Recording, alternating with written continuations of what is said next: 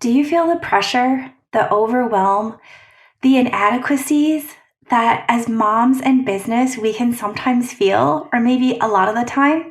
Do you ever get to the end of the day and wonder where all your time went and how the heck you are going to make tomorrow happen when you're juggling motherhood, small business, marriage, life, friendships, and then where's the time for yourself?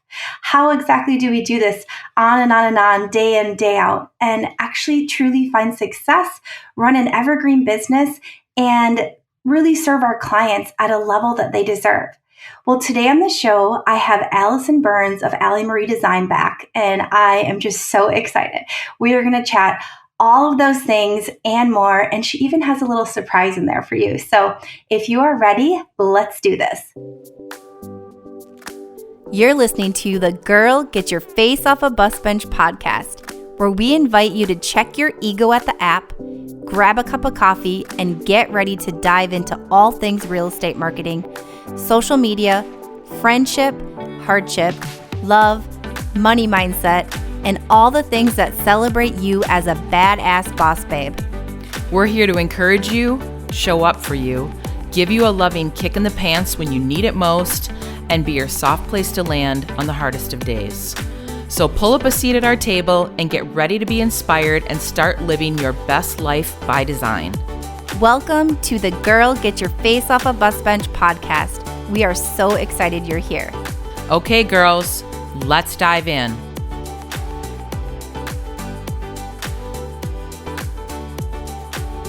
Okay, Bus Bench babes. So I have Allison Burns of Allie Marie Design back on the show today. And you may remember her back from episode 9, where we talked about the power of visual branding and where we dig into brand styling, how to do it, when to do it, what you can do if you just don't have the budget for it, and why it's so important for your business. So today we're going to do things a little bit different, and we're going to talk all about building an evergreen business while serving your clients really well, showing up as a mom, a friend, a wife, for yourself, and all the things that come with that. So welcome back to the show, Allison. I'm so excited to have you back. Yay. Thanks for having me, Kristi. Yeah. I'm so excited to chat about this. This is going to be a really good conversation. I know it will be. I'm so pumped, and long time no see. Just kidding. We just saw each other yesterday. We had a play date with the girls. But we haven't seen each other too much over the last few months. So this is like another excuse to catch up, which I'm really pumped about. So yes, me too. Let's dive right in. And if you are new to the podcast, if you've been listening to the podcast at all, you've definitely heard of Allison because we talk about her all the time. But why don't you tell us a little bit about yourself, what you do, and like all that good stuff? You guys are so sweet. Whenever I listen, I always get a little smile on my face when I hear my name. I'm like, I don't know if I'm that cool to be mentioned that often, but I do feel cool. Anyway, yeah, I'm Allison Burns. I am a branding and graphic designer based in the Twin Cities. And I love collaborating with mission-led businesses and crafting thoughtfully designed visual identities that speak to their values and really shine a light on their mission that they're so passionate about. But most importantly, I am a wife, a friend, like you said. I'm a mama to my three-year-old Avery. And I'm just really, connected to this conversation. I'm really passionate about building a life-first business that supports the lifestyle I want to have, and what we want our lifestyle to be as a family. And that for us just looks like being really present for my kid and being able to run a full-time business on part-time hours. I love that. Did you all hear that? Full-time business, part-time hours. Share more. Don't stop talking. We need to hear more about this. Well, I can't take credit. I feel like I've heard that from other people. But when someone said that, it seems like it's contradictory, but it is. That's exactly what I'm doing. And I know a lot of people are doing, these days. So yeah, it's fun. So the reason I wanted to have you back on was because we have seen here, firsthand, how much your business has grown and evolved. And just from, when we first met years ago, how much that has changed for you. And, the transition then to becoming a mom, how it shifted. So I'm just really, really excited to really dive into that and have you share so much. So my first question for you, which I really want to know the answer to this, is where in the process of growing your business did you say, I need boundaries, and how exactly did you put them into place? Oh, yeah. So I mean, I've been in business for over 10 years now, which is incredible to say. I can't even believe I'm saying that. But I will say that I think that there have been lots of points over that journey where my mental health was, it was taking a toll on my mental health, like running a business even before kids, and I think before Avery, my business was my baby, which I know a lot of people can relate to. Like you pour everything into it, all of your energy, and these points where I was realizing I needed to put better boundaries into place were my busiest times. Ironically, like everything was going, well, maybe not so ironically, because that's pretty normal when you feel overwhelmed.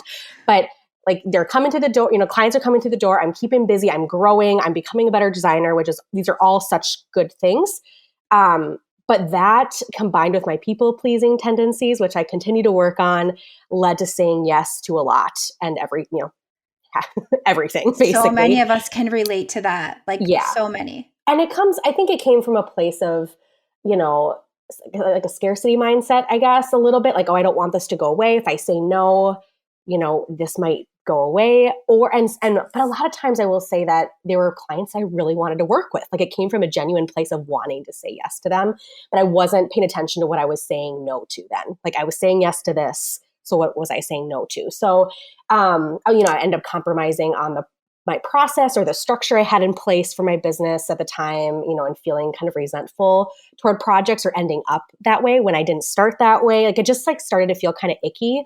And it left me anxiety ridden. Like I felt the actual physical effects of it because I remember one specific time I left to go on vacation with some girlfriends and I couldn't, I had heart palpitations. I was so stressed out that even when I left and I was on the beach, I couldn't settle down because my body was telling me, you have been in this anxiety mode for so long and overwhelmed. Yeah. And I couldn't settle down. And that was a huge turning point for me to be like, I can't even take a vacation, even though my computer's at home. I still couldn't settle down mentally and emotionally.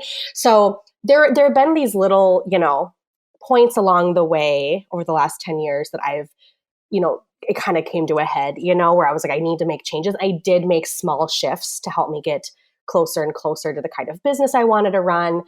But I will say that when my daughter arrived in 2019, that is when things really there had to be kind of an evolution of my business, and I needed some help to get there. So I actually ended up hiring a business coach to help me really look at what are the things that I really love doing and what are the things I don't love doing. I can't after my maternity leave, which I loved and took a really good maternity leave. I'm very proud of myself for that. But I came back and I basically started jumping into my old ways and just operating the same way as I was, taking on the same amount of work. We love patterns. Our brains love patterns. Oh my goodness. Yes. And I was so lucky that people, were wanting to work with me even after taking kind of a solid break for a few months. It was oh, this feels so good that I do have clients that want to work with me still. So again, scarcity mindset. I got to keep making people happy or it'll go away, So yes. So I think that, that's when it really came to the point where I was the whole point of my business when I first started it, not the whole point, but a huge part of it was that I wanted to, when I had kids someday, I wanted to be able to spend a lot of time with them and be home with them and work from home and have that flexibility in our life. And I was getting away from that. I wasn't keeping that at the forefront. So it really took getting back to my why behind everything, which I know is kind of a cliche thing to say these days. We talk about that all the time on the show, your why. It's so important knowing what that is and spending time to figure it out if you're just not quite sure. Yep. Yeah. So that's kind of a very long-winded answer. But I mean, I think over time, there's been different points where I have made good shifts and it has been gradual. But when Avery was born, especially after the first year, when she turned 1, I looked back at her first year and I was like, you know what? I am very proud of myself. She's alive and well and wonderful. And I also know that I can't keep operating this way. And so I knew I had to make some changes. First of all, I love that you are a mom that says you're proud of yourself because we many times are so hard on ourselves, and that's amazing to hear. We need to be saying it more. So I love that you were able to say that because that feels really good, and we need to hear that more. Also, scarcity, right? This is really relevant to any small business. And when we speak, our audience, there's a lot of realtors in our audience, and there's also small business owners combination. And that is something that comes up so much of like, if I don't take this work now, will it be there? What if it's not there? For me, Yeah. when I started my photography business, that's how I burnt myself out. I had to take everything, like 3 wedding weekends. Like, are you kidding me? That doesn't have to be every weekend in the summer. So I totally feel that. I think a lot of others can relate to that as well. Yeah. And I think, especially when kids come in the mix, it's like, you don't know what kind of baby you're going to get. And I know we've talked about this. We talked about this just yesterday. It's like, is my baby going to be a good sleeper? Maybe it will at first, and then it's going to not, it's like, it changes. Everything is constantly changing. So, I mean, I know that, I was just felt so stretched thin, and I was trying to piece together work, and it's like, I had to kind of reverse engineer things. So to answer your question about like, how did I put boundaries in place? I had to take a step back and be like, okay, my family is the most important thing. And I know that sounds kind of, I hate even admitting this, but that is hard to do when your business came first, I think, because absolutely. you poured so much energy into it, and it became that you built this from the ground up. And that is such a rewarding, fulfilling thing. And I knew I wanted to continue to work. It wasn't that. It was just like, but this beautiful baby, beautiful girl is like my priority now. And I have to like shift my mindset around my work and make sure my work is fitting into that life that I want to build. And that doesn't mean that there's not overlap. And I know we'll probably get into that. Like it's all, the blend of everything. The blend, exactly. Yeah. But at the same time, I had to make sure that my priorities were straight, and I was making changes and put boundaries in place that helped serve that, if that makes sense. Makes complete sense. Okay, so on the last episode, we chatted about finding balance while running a small business, taking care of yourself, being a mom, all the things. And you shared, finding the harmony in your life, which I've talked about many times. Like I latched onto that, and it's absolutely what I do every single day is try to find that.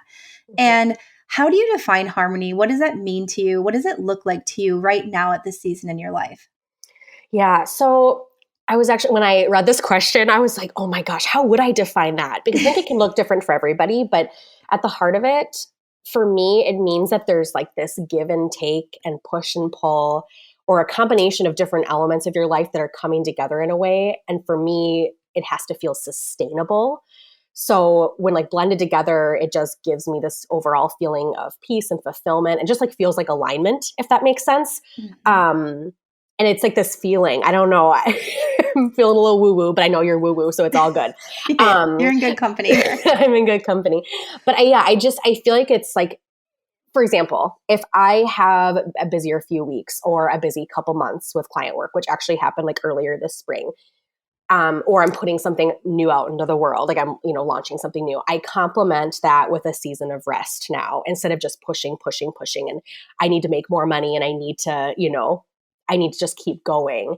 It's like, no, that was my busy season, if you want to say it that way. I need to complement that with a season of rest, because otherwise I'm going to burn out, and it's not fair to my family, and it's not upholding my own values and my own, structure I've put into place in my business. Like I've put structure in place so that I can take those seasons of rest, if that makes sense.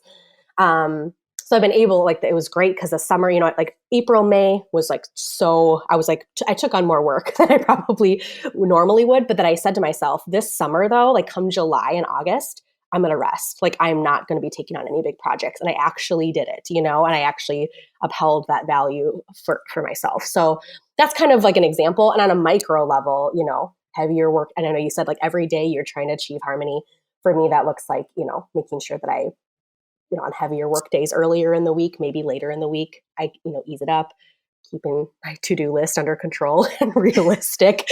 And yeah, just making sure I'm not running myself ragged and not leaving my worst energy for my family, but making sure I have still good energy for them. Because I think early on, definitely I was guilty of. That's such a good way to put that. That's it, leaving your worst energy for your family, because you're like, okay, I'm done now, but you're like so depleted. And that's what they get left, and you're just edgy or cranky or whatever, because you need space and time for yourself too. Yes. Oh, I totally get that. And I'm also guilty. That has happened so many times to me. Yeah. And like bigger picture, like, how you spend your days is how you spend your life. That's, I always have that in the back of my mind and saying that to myself, because you can have all these days that just feel like, oh, this is just one more day of, of a stress, or one more day, a really packed day. But eventually those add up. And then where are you, you know? So I try to look at the bigger picture where it's just like the blend of work and motherhood, as hard as it is, it truly feels like harmony to me because I love being a mom and I love being with my daughter during the week and having the flexibility to go on play dates with Kaya and Kristi and to take Avery to lunch after preschool. But I also love my job and I love like the creative outlet it is and the structure it provides me and the relationships I build with my clients. Like that fills me up too. So like I can have both. I just have to keep tabs on my energy and my capacity. And I do feel like after, you know, a lot of practice, and I'm still practicing, I'm nowhere near perfect, but I am able to recognize a little earlier if things are feeling off and I can kind of pinpoint where it's coming from. Like, okay, I put way too much on my plate this week. Next week I have to, you know, be more realistic or, you know, whatever that is. So I'm going to throw you a little curveball here and ask a little deeper question. So we talked about like the balance of, or the harmony of the motherhood and business. What about, you know, like your husband, like time with your husband, Josh, and time for yourself with friends? Like, how do you sprinkle that in, or what does that look like for you? Yeah. You know, I feel like, and I know that you can relate to this and other people probably can too, especially if you're a mom, but it's hard. I'm going to speak to my husband, Josh, initially. So yeah, this is something we're actively working on, Josh and I, because anyone who's a mom, a parent knows that those first couple years are just so like the season that you're in is really hard. It can be really hard. And when you have a kid who doesn't, you know, go to bed at 8:00 like other kids, or a kid that wakes up at 5 or 4:30 every morning. Yep. Like you don't have a lot of control over that. You know, I mean, sometimes you do, and you can experiment, whatever. We've talked all about that. But ultimately it is just really hard. So for us, it's like accepting this is a hard season and how can we make time for each other? And then that is literally something we are actively trying to work on. So for us, it's like, okay, can we schedule at least like once a month? Can we schedule a date night where Avery goes to grandpa's or hangs out with grandma, whatever, and we just have that time together? You know, how, and like, you know, no phones and, you know, trying our best to just be really present for each other. And I think also something that, you know, I would, you know, and he would agree, like something that we just need to be better about is like at night, even though we feel like we need to work sometimes, do we really need to work? Can we put our computers away and just talk? You know what I mean? And I probably feel a little vulnerable like saying that but hopefully like, it's relatable because I think there's a lot of people that are in that boat. Like you're trying to, you know, just decompress. And sometimes you don't want to talk to somebody else. Sitting next to Ryan on the couch and I'm like, oh, I'm just done. Yes, you're just exhausted. So I don't know. So I think that that's part of it is just being really intentional. And I do not pretend to be super good at this because this is something, like I said, we're actively working on. And I think that, you know, Josh is so wonderful and letting me, not letting me, but like giving me the space to, you know, go to bar class, which I try to get to once a week still. That's time for me. Or go, you know, have coffee with a friend on the weekend or brunch with friends, you know, once in a while. You know, being able to incorporate those things are important. And then what I've learned about him is he's more of an introvert. So he needs literally time by himself to recharge. And so just trying to work that in, like we just had a conversation the other day about that. Like I need to be really intentional about letting him have that time and taking Avery and going to do something or whatnot. So we figured that out too with Ryan. He's introverted. Like I'm more of an in-between. And I'm like, what are you just going to do nothing? What do you mean? But that's what they need. Yeah, absolutely. Like, just need quiet. Okay, cool. Yeah. That took a while though to figure that out because I just didn't grasp it. Like, what do you mean? Yeah. Like what, like, do you want to go out with friends? Do you want to go plan something? That's not his idea of like rejuvenating time, you know? Yeah. Wow. It's like a constant like evolution of everything and like where it goes into the next season. And thank you for sharing that. I sort of like threw you a little curveball there. So yeah, no, I mean, I think we live in a society that's so work driven and career driven. And I think we all can feel that, you know, and that seems to come first. Do you know what I mean? In our minds, I don't know if that's just me, but it's hard to, again, it's like reverse engineering, like at the end of your life, where do you want to be? Do you want to look back and, you know, talk about how much you worked? Or do you want to like, you know, no one says that at the end of their life. I think that whole hustle culture, you know, and I think there are enough of us trying to get out of that it's shifting.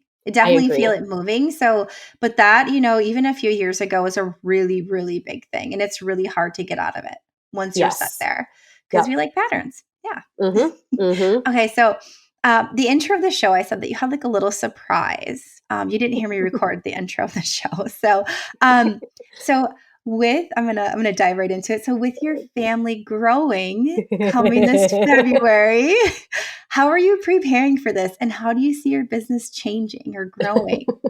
Yeah, so baby number 2 is on the way, and I am mentally trying to just prepare myself for chaos. Total chaos.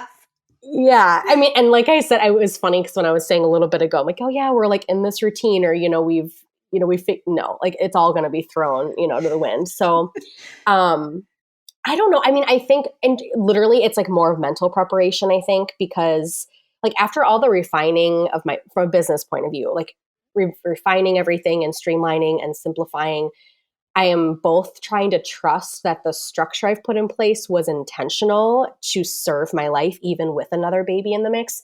While also I know that it's going to change with two kids in tow, and like Avery's in preschool now, which is wonderful. So now we're back to square one with a baby. And now, and I have no idea what this baby's going to be like. Is he going to sleep? Is he not going to sleep? Is he going to be super chill, like opposite of Avery? Or Avery is he going to be amazing and vibrant, and I just love her so much. I love her too. I love every fiber of her being, and she's kind of crazy sometimes. She's a little extra, like Kai is a little extra. Yeah. There's a little extra there all the time, which is fabulous, but it can be exhausting a little bit. Extra. Yeah, exactly. And I love her for it. I'm trying to I want to encourage her personality to shine and her independence to show. And anyway, so like it's like I don't know what this baby is going to be like. So I'm trying to kind of trust that I've done the work and like the, playing the long game a little bit with how I'm structuring my business, and also just like being open to things changing. Cause like the first time around, you have no clue. Like, this time I'm a little bit more settled into motherhood. I know what to expect from myself a little bit, but I don't know. You just don't know. I just don't know like how I'm going to feel 100%. But I do know that this is precious time with the baby that I don't want to compromise just because life feels busier. I mean, life is going to feel busier in general. So like, what can I do? I'm just prepping myself to like be open to considering like how can my business shift to serve that, and to make sure that I'm, again, not running myself ragged and starting to resent things, if that makes sense. Makes complete sense. Yeah. So with a new baby coming, a baby boy, you just said he, so I think it's safe to say that out there. Baby boy coming in February, there's a lot of strategy and prep going into place, like you had just mentioned, mentally mostly. As a mompreneur, do you prepare like for maternity leave while like still serving clients? Like how do you do it?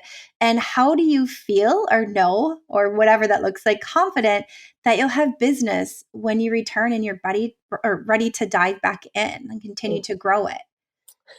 This is the question, right? It's the $1 million question. Right? Like, how can I take a break as an entrepreneur? How can I take a break, but also make sure that I have business? Yeah, if you could answer that for all of us, I think everyone listening would be very excited to hear that. Yeah. I think it depends. It so depends on, number one, the type of business you have, the team you have in place, and just how long of a maternity leave you want to have, what you want that maternity leave to look like. I mean, it is going to change from person to person. But with me, I guess with my first maternity leave with Avery, I very much checked out. I was very aware of the fact that I had no idea how I was going to feel, and I had no idea when I wanted to come back. And that was a kind of a scary thing, but I just kind of like went with it. And I just said, I have to just trust this is going to be okay. And right now, my most important job is to be a mom and to be there for that baby. And I didn't want to be on my computer and distracted by things because I had to. I wanted to come back because I wanted to, if that makes sense. Of course, financially speaking, I had to like at some point come back, at least for a while, for my family's sake. But at the same time, I wanted to give myself as much space as I could. So I plan on doing that in the same way this time, maybe a couple shifts. So, I mean, for me, what this looks like for planning is just being very communicative with my current clients up front. I exclusively work with past branding clients on their ongoing graphic design work. and branding work. So I like send out emails. I'm actually starting that process now and saying, hey, like making an announcement, like this is happening. This is a shift happening in my life. I'm coming back, but I am going to be checked out for a few months. And this is what this looks like. I have plenty of availability for you, between now and then. So if you want to get any projects on the books and try to tackle your design to-do list, I'm here for you. And then I have kind of like a wait list type of thing where new clients can come and sign up for my wait list on my contact page on my site. And, I will contact them in the order that they contact me for new branding. And then past clients, I'm able to kind of have a similar thing in place where they have a special form they can fill out and they're put into a special folder in my inbox so that when I do come back or, when I'm starting to like ease back into things, I can like get to them first and make sure that, I'm contacting them and getting their projects booked. So it's just like a lot of communication up front, I guess, in order for me to really feel like I can shut off and unplug for a while. It is scary in some ways. It can be terrifying, I think. It can be terrifying, but I know last time the result of that and just all the communication up front with my current clients and also just like having a system in place for people to like making sure that new potential clients know that I value them and that this is, I have those kind of like the confirmation emails in place saying, hey, just to confirm, you're on my wait list. I'm going to contact you, sit tight. Thank you for your patience. Just like putting in those little like personal touches into that process. Like your email workflows, Allison? Yes, my email workflows. Yep. Shout out to email workflows. And it doesn't have to be overcomplicated. Like for me, I like to overcomplicate everything. So I tried to really, the first time through, really simplify as much as possible. And I think that people like the small things, like the confirmation and saying, hey, you're on the list. I promise I'll contact you. This is when to expect to hear from me. This is how it's going to work. When you do hear from me, I'm going to go in the order that people contacted me. Just kind of trying not to over communicate because, as you know, I'm kind of an over communicator sometimes. But at the same time, people want to know what to expect. They don't want to be left in the dark. Expectations. Working with you is incredible. Yes. You know exactly what's next, what to expect. You know your expectations as the client. It's fantastic. Yes. And that's so huge. If we know it like allows us to have like comfort and just like calmness to it. Okay, this is how this is going to go. Okay, I get this. Mm-hmm. I love it. I don't think it's over communicating. Maybe that means I over communicate. So like in the same. No. I mean, I think people really value communication, and that's something that I think is a forte of mine, in that I'm creative. Like I have kind of the left-right brain combo, I think, that has really served me well. And this is one of the areas. It's just looking at systems.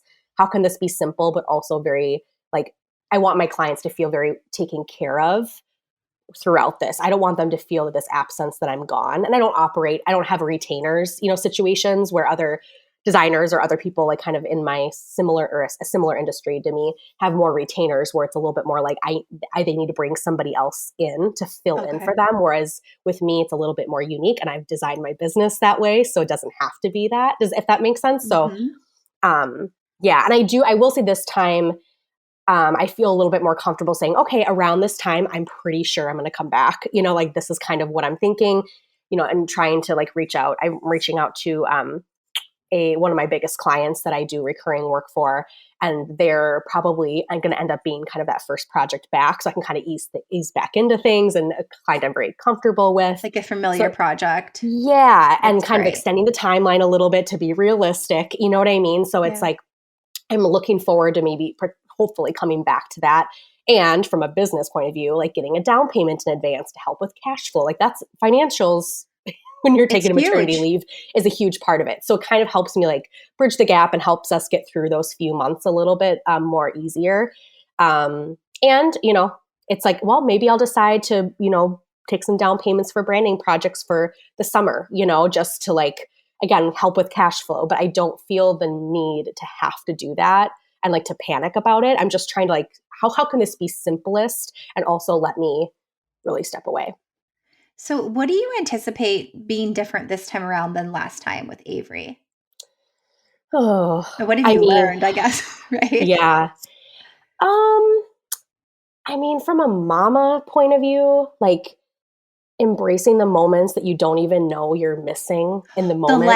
The last. Yes. See, like every time I'm like, when was the last time? Oh my gosh, you try to Yes. remember. And they always Yes. talk about like the very first thing, that happens when they first walk or when they first sit up or all this. But like the last time they do something is like, no one tells you about that. Yes. Yes. And like realizing you're having this like special moment in the moment. Do you know what I mean? I Yes. mean, I try to be very present for those with Avery as much as I can, but especially when they're so little, it's like, oh my gosh, it's so cliche, but it goes so fast. And all of a sudden they're 3 and you're like, what happened? I'm going to start crying. I know. I know. It's like, it's just, so I think I'm looking forward to that. I know that will be a little different in just my approach to it. I think obviously I'll feel more relaxed because, all the panic the first time parenting, like panics that you have. Yeah. I think I'll be a little bit more relaxed. Who knows? Maybe I won't. Maybe, I do have kind of an extra 3-year-old running around too, who is amazing. So who knows? But I think I'm looking forward to that. And I'm looking, I think that'll be different. And with my business, again, it kind of goes back to like the trust of just, I have to trust it's going to be okay. Like I've been doing this for 10 years and yes, the economy is shaky. And yes, like I do feel it, I feel the inquiries are down, there's all that stuff that regardless of your industry, you're going to have those ebbs and flows. And so just trusting that it's going to be okay. And maybe I'll come back. And, honestly, like having a break might be really good for perspective. And maybe I need to come back and not need to, but I'll feel the need to kind of change up my marketing or like try something new in terms of how I'm getting myself, putting myself out there and getting my name out, So yeah. I think it'll be interesting. We talk a lot about the ebbs and flows and like real estate specifically is, the market changes all the time, right? It doesn't last. So it's just like being comfortable with like in any market, how to have a sustainable business. So the same thing, like in any economy, right? Like to have a sustainable business and sure it might change, but also you're going to be okay. Exactly. Which is huge. And like trusting yourself that even if it becomes not okay, if you're in a really tough situation, you have to trust yourself that you're going to figure it out. I think just having that like motivation and that drive as an entrepreneur, I mean, that's what, in my opinion, that's one of the qualities of an entrepreneur. That's like the most important is just perseverance and knowing that it's going to be okay. And you just got to keep putting one foot in front of the other and you'll figure it out. You just gave me goosebumps because that's so simple and it's so true. It's the most important thing. Tears and all. You just keep moving forward. You got it. Yeah. Yep. Oh, I love that. Okay. So let's shift gears a little bit here again. And so there's this buzzword out there called Evergreen business, right? And can you describe, I don't know that everyone knows what that is. I'm very familiar with it, but I did bring it up to a couple of people and they were like, what is that? And I was like, oh, okay. So can you describe what that is and how you are achieving it? Yeah. So for me, when I hear Evergreen business, I think it's a business that's sustainable, streamlined, and simplified. And those are like my 3 S's, I guess, I've tried to keep at the forefront, especially when I was like a year and a half ago when I was really starting this shift in my business. Those were like the things that were coming to mind. So, I mean, I think for me, it's been like focusing on putting the structure in my business that helps things run with more ease. And in some ways it can be like on autopilot. Like I think about like an Evergreen funnel or an Evergreen course or something like that. And it's like the content that doesn't change, or the what your messaging isn't changing. So, I mean, I think it's like sometimes it can be autopilot, but sometimes it's more just streamlining and simplifying how you're doing things to avoid like the friction that can come up, if that makes sense. I had my business coach asked me this, and it's something that I like have it written on a note on my desk. Whenever boundaries feel hard, ask yourself, what structure can I put in place to make things feel easier? So I think and it's kind of contradictory, but I think part of building an evergreen business is, like I said, trying to get rid of the unnecessary tasks and the unnecessary stuff and the stuff that just causes friction, and how can I like put boundaries and structure in place to help me, make sure my boundaries are clear so that things can feel easier and I can, make sure that I'm honoring my boundaries while also keeping things really simple. I don't know, I feel like I'm repeating myself, but it's like the Evergreen to me feels very sustainable, streamlined, simplified. And part of that is having good boundaries and having those, what if this happens? Or if a client asks me to do this, how do I respond? If a client wants this, how do I respond? And having that structure in place so you're not like spinning your wheels constantly. The word Yeah. evergreen also just feels calming. So it Yeah, just like it when you does. say it, Yeah. I just think like I'm in the woods and it's like really lovely.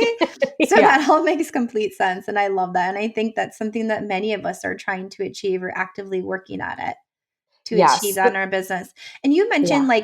like a course or something that's like just there. You have a course right now. I Can you do. share a little Yeah. bit about that and how that like works into that evergreen business and how like just the whole process of that? Mm-hmm. Mm-hmm. So, I before Avery was born, I had this like vision of creating a course for people for entrepreneurs specifically, or even like marketing professionals who know that their business or the organization they're working for can't afford to do a full rebrand or to hire a designer, but they want to be able to build their skills to do it on their own. And build better visual skills and design skills. So I created a course called Design Spirit, and it's an evergreen course. It just is out there. It doesn't change. The content is very timeless, and you're going to learn all about the design principles and how to lay out your graphics and your marketing materials in a more aesthetically pleasing way, and help you just like look at your marketing graphics and marketing visuals from a professional point of view to help you attract your audience and help you feel more confident sharing what you do with the world, because we live in a very visual world, and it's important that you stand out and you feel really good about what you're putting out there. So that course is there for anyone who's interested. And it's kind of been this thing where I thought it was going to be at the forefront of my business. And now it's more of this like extra resource that I can send to people. And also actually other designers who are just learning, who are self-taught, have been taking it as well. And it's kind of taken on this new identity as a great like refresh for people, or even just like a first step for new designers who want to build their skill set and make sure they're feeling, again, good about what they're putting out there. So so just kind of, it's there, and it's something that I talk about here and there. It's not at the forefront of my business because I love doing branding, and I'm always looking for new and interesting mission-led businesses to work with, but I love that I have that resource too. This is something that we talked about your Design Spirit course actually in your episode 9, where we dove into the power of visual branding. And we like for like a small business owner or a realtor that's starting out, that is like really struggling of like, maybe I don't have the budget, to really tackle that. This is something that's like a really good place for them to go. Can you share with us where they can find that course? Yes. So you can find the course at designspiritcourse.com. Yeah, so check that out if you're interested. And honestly, even if you're not interested in the course, go check out how she has this set up as part of her business and like building the evergreen business. So it's a really neat thing to implement.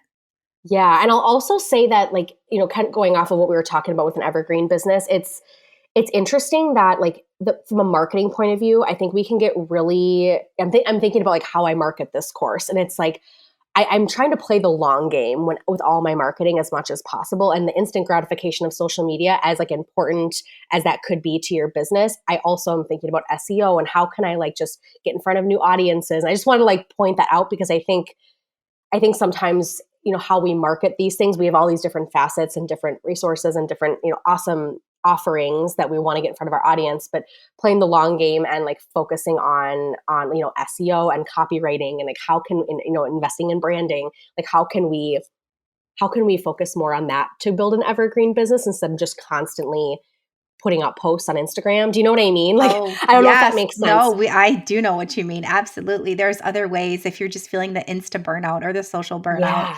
And social media is important, but it can look very different for every business, regardless what you hear out there. So, and there are other ways to generate that revenue, just like you're saying, to, really build that sustainable business. Yeah. Yeah. So you've pivoted into a mentorship space, and I love this so much. And this kind of got my wheels turning a lot when you first shared this with me a while back. What does that look like for your business, your clients, and share a little bit more about this? Yes. So earlier this year, I started a mentorship program for designers. And this is something that has been a really long time coming. It's been on my heart for a long time.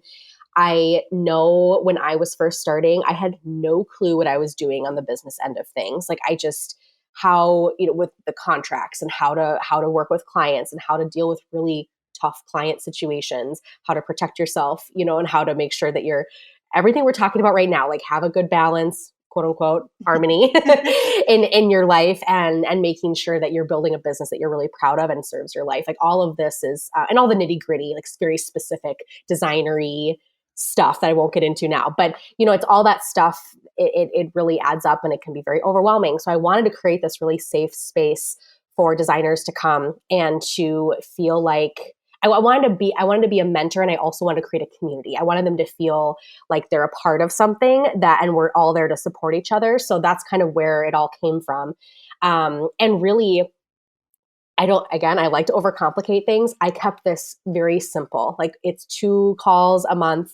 We come together, we have either a topic if someone wants to submit, a question to chat about, and we really dive in. I give them behind the scenes look at like my entire process. Like I am a totally open book and literally show them like what I do with my clients and invite them to like basically steal what my process is, because Rip off and duplicate, right? Like yeah, and make them your own and make it work for your business. Or if that's not working for you, share what is working, because what I do may not work for somebody else. So being able to just share ideas, come together, feel like you have designer friends, people in your industry who get it. And I know that like realtors will totally like feel that it's important. That community is so important to have. And yeah, I love it so much. And I remember after the first call, I got off of it and I was like, this was the best thing ever. I just was so lit up. Josh, my husband, was like, how did it go? I'm like, I could do that like any day of the week and be so thrilled. So I knew right away, I was like, I know this was the right move. And, I'm looking forward to continuing to grow it. The people that are in there are so wonderful. And I can't wait to invite more people in. That sounds really cool. What a neat little pivot for your business. Yeah. And it feels like I was a little nervous getting into it because I'm like, can I do this? Like, am I, am I cut out for this? Yeah. Am I good enough? Like the doubts that come in, right? Can I really do this? Yeah. Yes. And I can. You can.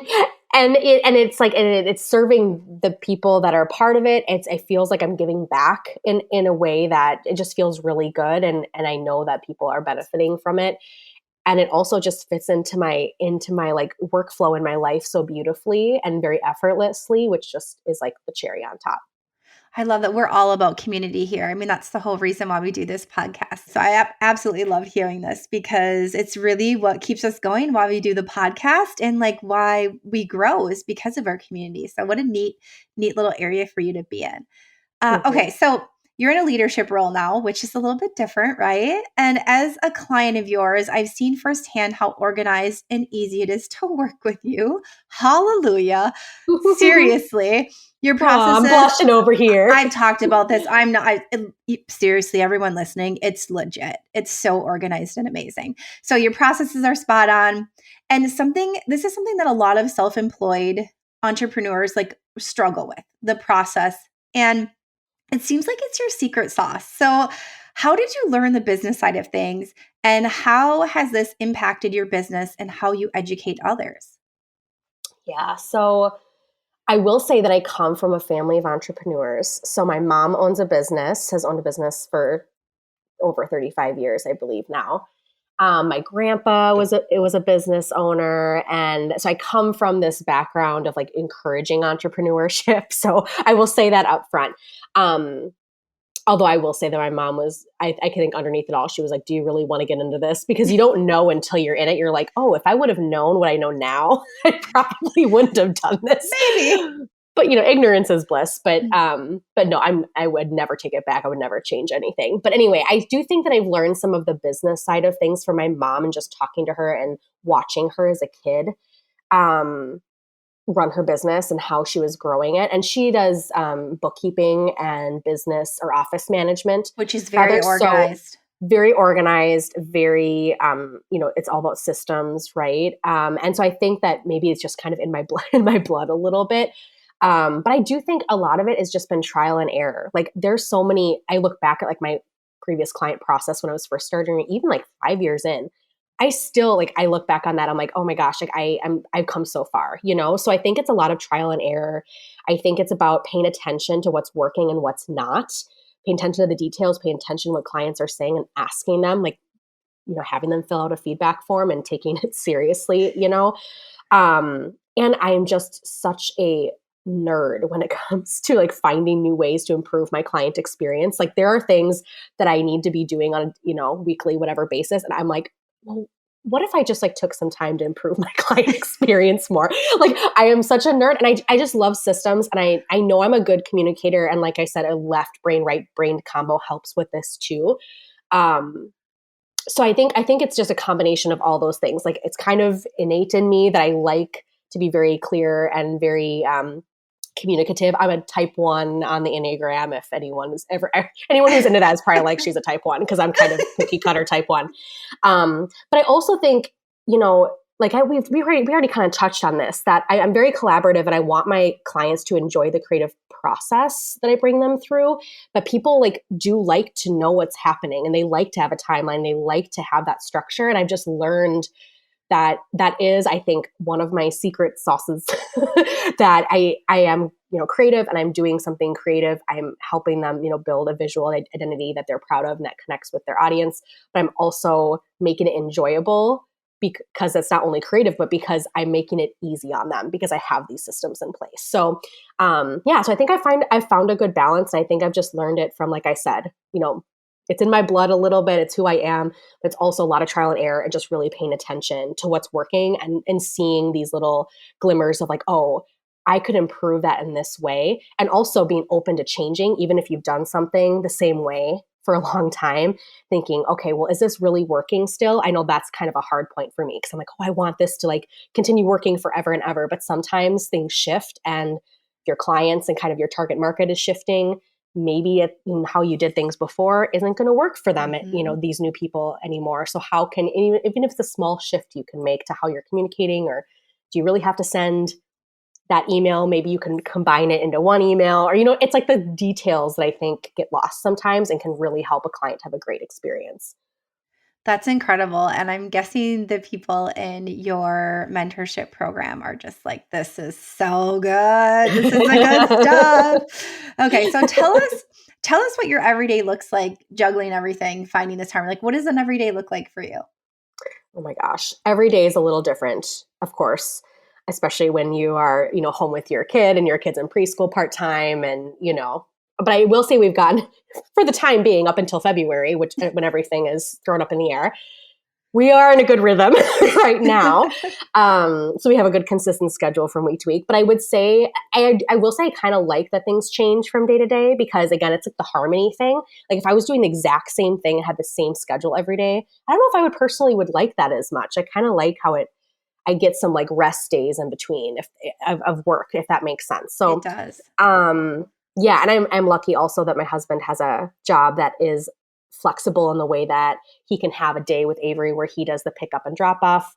And then I get the full day, and then like the next day I am with her all day. So I have like this heavy work day and then I'm off, you know what I mean? So, yeah. So, and I think, so I guess that's kind of a long-winded way of saying every day is different, but I will say, right now it's looking like working in shorter, 3-hour spurts while Avery's at preschool and then picking her up and being present with her and then working a little more during her nap because she's still napping. And, my mom is coming once a week still because she spends time with her once a week, one afternoon a week when she's not at preschool. So I have that extra time. So it's kind of like, it's a total juggle. I mean, a juggle is the complete right. I don't know how right to describe it. Yeah. Yeah. But I do think, like it keeps me very on task, because I have these certain times to work and you just make it work and give yourself grace. I guess I'm always trying to give myself grace and give my husband grace, give all of us grace that things aren't always going to go exactly the way we want them to. And again, type 1 Enneagram on the Enneagram, I'm like, oh, everything needs to work this way. But it could go the right way every time. But it could go the right way. Yeah. And there is a right way for this to go, and it's not going that way.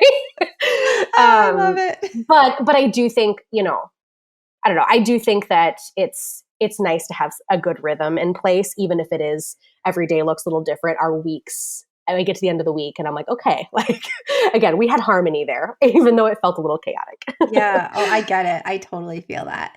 Let's chat a little bit about branding, but a little differently this time. So how successful yours is and how it just is. It's beautiful. And how your brand keeps attracting the ideal client. So we talked all about Evergreen business and that harmony and what that looks like, but chatting about branding and how it's actually working to attract them. Yeah. And I actually just went through a little rebrand of my own earlier this year. So I've thought a lot about it, and it was kind of instinctual. It just felt like it's time. Like I need this, I need my visuals to look different. My old brand just didn't really seem to convey like my maturity as a designer and the process I bring my clients through. I just wanted to like elevate it a little bit. I love your new brand. It's beautiful. Thank you. I think though, so much has stayed the same at the same time. I really want to convey myself as like a thoughtful, intentional designer and relationship driven, from a client experience point of view, like I wanted to look organized and look like, have this balance of creativity and warmth, and also very professional and like, you can trust me, obviously, right? Everyone wants that. But I think that's key, kind of getting to the heart of things and staying true to who you are and letting your personality shine, just kind of leaning into that and not trying to do what everyone else is doing necessarily. Which is really hard. It's really hard. When it is. You get stuck in that comparison thing. And I would imagine as a designer, you're seeing even more than we're seeing.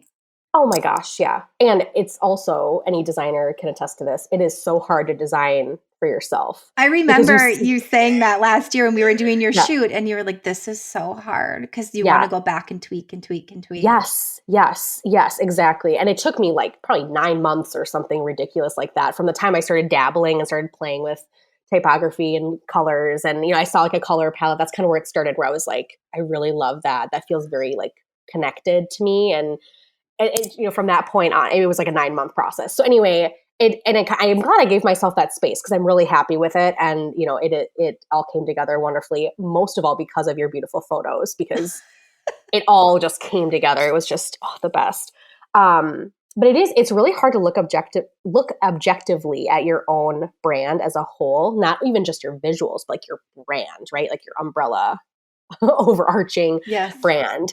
So I mean, you're so close to it every day. So I think that's why it's important to bring someone else in to help you, not only with like your visual identity, but copywriting and like all these other photography and all these other elements to your brand, because you get a different perspective. And if they have a really solid process where they're digging into your mission and digging into who you are as a brand, again, this umbrella brand, and your personality and your ideal client and everything, you get this different perspective. And I think that's so important. At a certain, maybe not at every point in business, but when you're feeling ready financially and just like in your business, you're feeling very settled and you know who you are. I think it's so wonderful to bring other people into your business. I know when I did that for copywriting, it totally changed my business. So I had Kayla Hollitz on the show a few months ago, and she dove into copywriting and really how that works into with the brand styling and how they all work together to create the brand. And so I'm glad you brought that up, because it is all of them working together, and yours is. It's attracting your ideal client.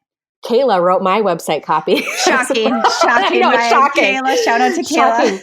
But I mean, and actually going back to like the Evergreen business, like that is a huge element for me. I get so many inquiries from Google because of that investment I made in like 2018. And yes, I've shifted my copy a little bit. Yes, things have changed a little bit. The heart of it and like all the SEO research and work that she did on it, to create my website copy has stayed the same and has been such a pillar in my marketing strategy. I mean, I don't even have to do anything. You know what I mean? It works for me. It's because of that investment, because I brought somebody else in. So yeah, I'm obviously a huge fan of hers and and I love her as a friend and as I a love person Kayla. too. Yeah. Yeah. It's so cool that you talked about how they mesh together. It's never just one thing. It's like how they all blend together to make the brand, really. Yep. Okay, Allison. So there are many women like us, moms in small business, who are juggling life and everything else. And it can be a little overwhelming at times and can bring up all sorts of guilt, feelings of inadequacies, all that stuff. So what would you say to a mama who's feeling overwhelmed and not sure how to find the balance or harmony of it all? Well, first of all, you're doing great and you're doing better Yes. than you think you are. Yes. Let's start with that. Yes. Let's start with that. Cause I mean, and I feel all of these things all the time. Like I never want to come off like, oh yeah, I'm always proud of myself. And I never have any doubts or guilt. That is not true even a little bit, but I have found that like you're doing better than you think you are. I think you and I have talked about like how much screen time our girls are getting. And I remember you were telling me about this conversation you had with Ryan and how he was like, she is thriving. Like this is not something we need to worry about. And I always come back to that in my mind. Like when I start to feel guilty or there's a week that I feel like she's watching a lot of TV. Like they watch a couple of movies and you're like, I'm the worst. Kaya was sick like 2 weeks ago. Oh my gosh, she watched 2 movies today and a Bluey. And I'm like the worst mom. And Ryan's like, get it together, babe. Like, get it together. Like, and again, there's a real, like, is my kid, does she watch a little too much TV for my liking? Absolutely. But at the same time, again, it's all about like balance/harmony. Like, tomorrow, let's make sure that we get her outside a little more or whatever, So anyway, you're doing better than you think you are.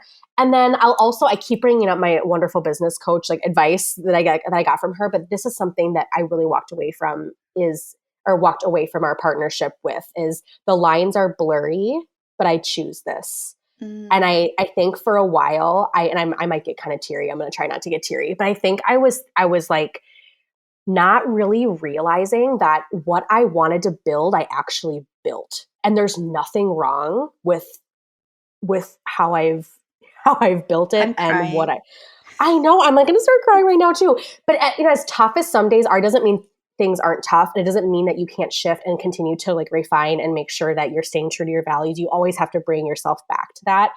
But there are so many beautiful days and it's like stopping and like taking a moment to acknowledge them and appreciate them and realize that what I've built is actually what I've always wanted. Like I didn't know what it was exactly going to look like, but this is what I wanted and I've actually built it. Like I would not want my life any other way with the juggle, with the days looking different, with piecing childcare together and trying, all of these things. It is actually what I wanted and it is actually beautiful and I love it, and just like acknowledging it and appreciating it. And again, doesn't mean that you don't have really tough days and tough moments. It doesn't mean it's not hard. It is really hard, but like stopping to appreciate what you built.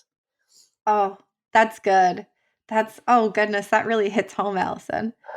And it was something that my business coach and I really worked a lot on is like that mindset around that. Like the lines are blurry. It's not like my friends who work 9 to 5 and they have a nanny or have daycare or whatever. That's 9 to 5, 8 to whatever it is. Yeah. It's like, it's not that structure, but I don't want that structure. You know what I mean? Like, that's not what I would want. This is what I want, even though it's harder in some ways, but I get to spend a lot of time with Avery. I get to be there, throughout a lot of big moments. And I have the flexibility to live, build the life that we want and like, and be really present with her. And that's what's most important.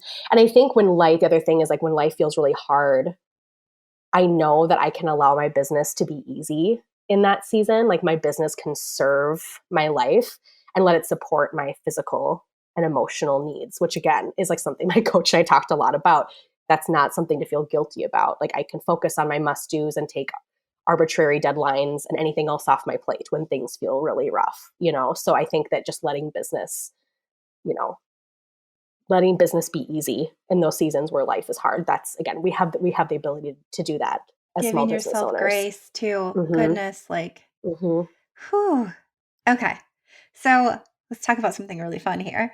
What are you most excited for about life and business over the next 12 months? Obviously, February. Obviously, babe. Yes. What are you looking forward to most, or what are you most excited about? I think I mentioned this earlier. If I could be completely honest, I'm really looking forward to taking a little break from business. As much as I love it, like I said before, and not that maternity leave will not be work.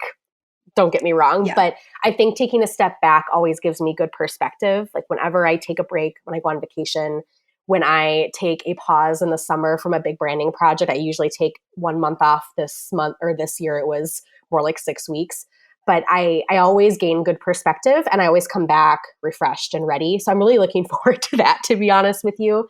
I'm looking forward to my mentorship, for designers continuing to grow. And I'm just really looking forward to seeing what clients come in my door, for 2023. And I'm just constantly inspired by entrepreneurs and their passion and dedication to their mission and their clients and customers. I'm just excited to collaborate with more wonderful people and also like spend so much time with my family and see this, like, I mean, I'm kind of nervous, but like see this change, we're changing all over again. Like this is kind of feels like it's starting from square one with the new baby, and it'll be, I'm like nervous / excited to see how this all manifests. And yeah, I mean, there's just nothing like birthing a baby and like seeing like this baby was in you this entire time. This little soul was in you this whole time. And now, to see him come and be part of our family and see how he fits in is just going to be And then really Avery, fun. Oh my goodness. And see how she becomes a big sister. Yeah. I did not bring tissues. I don't know why I didn't. What was I thinking? We've been, every night she's been wanting to read this old Berenstain Bears book we got from Josh's mom that's called New Baby. And it's like the very beginning. I don't know if anyone knows Berenstain Bears. Hopefully. I do. This is going to be a familiar thing. But it's like one of the first books it must be that they came out with. And it's like Brother Bear before Sister Bear. Oh, I remember this book. Do you remember it? I remember this book. He grows out of his little snug little bed, I think is what they call it. And Papa Bear goes out and builds him a new bed. And then the baby sister comes and takes over the little bed. It's like, and she picks it out every single night. And she's starting to connect the dots and being like, preparing. Yeah, it's interesting. I mean, we talk about it obviously, but you never know how much it's really setting in. And it's just really fun to kind of see her start to compute like what's happening a little bit. But then, like, obviously, when the baby's going to be here, it's going to be, hopefully, it won't be a total shit show. I don't know. She might get really jealous. But if it is, what's up, Avery? We'll go do some play dates. It's cool. Exactly. She's going to be a wonderful big sister. And I'm really excited for that. Oh, goodness. Well, thank you so much, Allison, for opening up and sharing all this goodness with us. And just a reminder again, if you want to check out where we dive into visual branding in real estate or any other business, like where to start, what to do if you don't have a big budget, so much more, head to episode 9 where we take a deep dive into that. Okay, Allison, so let's end this with, let's share where they can find you and also the Design Spirit course again with that code. So just in case they're waiting until the end to jot that down.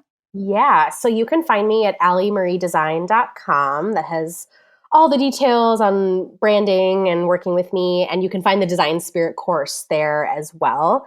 You can also find Design Spirit at designspiritcourse.com. And then on social, where can they find you so they can connect? You can find me on Instagram at Allie Marie Design. I am there less these days, I feel like, but I love connecting with people. I love like being in DMs and chatting and getting to know everybody. So please reach out. And her page is so pretty. Just go take a peek. It's really pretty. Well, thank you so much, Allison. This was great. It was great to see you as always. I get to see you 2 days in a row. This is incredible. I know. Amazing. Thank you so much for being here. Thank you for having me. Wow. Okay, Bus Bench Babes, I don't know about you, but I'm feeling really inspired after chatting with Allison again. Every time I sit down with her, whether it be on the podcast or on a play date with our kids, I leave feeling so much more lit up and just kind of ready to tackle more things. I also leave feeling very seen. So I hope you all got some really good tidbits that you can implement into your business, into motherhood, into life, and are leaving this conversation feeling really good, because that's the point of all of this, right? So one other thing, Allison has so graciously given us a $50 off her Design Spirit course, which is if you're struggling on where to begin with your logo, or you're a designer that's really wanting to up-level your skills, this is such a great course for you. So she's given us a $50 off coupon, and you can head to our blog right in the show notes on the website at girlgetyourfaceoffabusbench.com to access that and take advantage of that if you're ready to tackle this. And you can learn more about Design Spirit course at alliemariedesign.com/design spirit. So until next time, remember to keep your face off a bus bench and keep being the badass boss babe that you are. Okay, girls, are you feeling as inspired as we are? We're over here cheering you on because you just finished another episode of the Girl Get Your Face Off a Bus Bench podcast. If you want more, head over to girlgetyourfaceoffabusbench.com for show notes and more episodes. And don't forget to subscribe and leave us a 5-star review. They mean the world to us, and they're what keep us going. Girl, thanks for being here.